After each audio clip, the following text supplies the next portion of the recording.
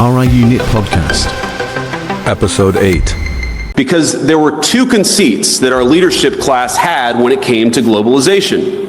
The first is assuming that we can separate the making of things from the design of things.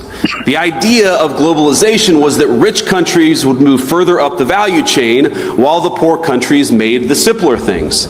You would open an iPhone box and it would say designed in Cupertino, California. Now the implication, of course, is that it would be manufactured in Shenzhen or somewhere else. And yeah, some people might lose their jobs in manufacturing, but they could learn to design, or to use a very popular phrase, learn to code. But I think we got it wrong. It turns out that the geographies that do the manufacturing get awfully good at the designing of things. There are network effects, as you all well understand. The firms that design products work with firms that manufacture. They share intellectual property, they share best practices, and they even sometimes share critical employees.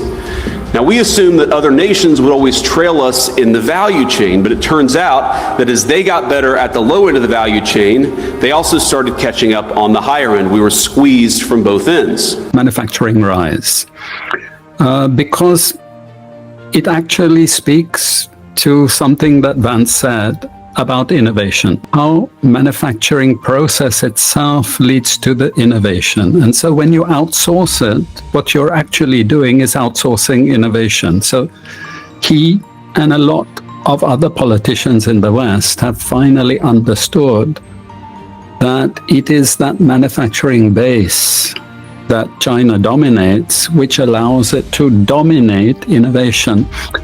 Now, there again, my trip to China was very interesting, because when I gave these various presentations, and I've also been teaching in Nanjing University, what I find incredible is how amazed the students and my audience were about China's technological advances.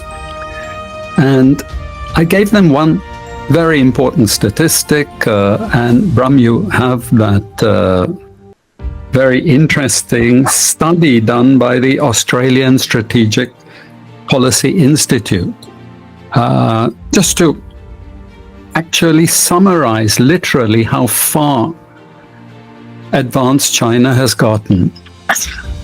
They look at who dominates what they call 64 critical technologies, and there you have that list: artificial intelligence, biotechnology, robotics, computing, cyber, advanced materials, etc.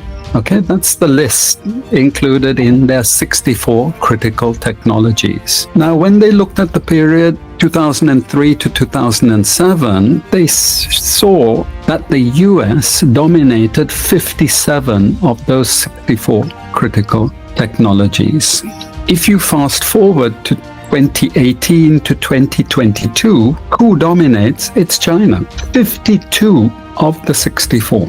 So who dominates global technology is actually China. And when we saw entities like DeepSeek coming out, this shocked the world, but it also shocked a lot of Chinese public, because they had no idea that technology was so advanced in China. I'm talking to Chinese people also in business, and they actually didn't know. They know their area of technical expertise, but they didn't know the broader picture. And I think this is also something that the Chinese have consistently downplayed.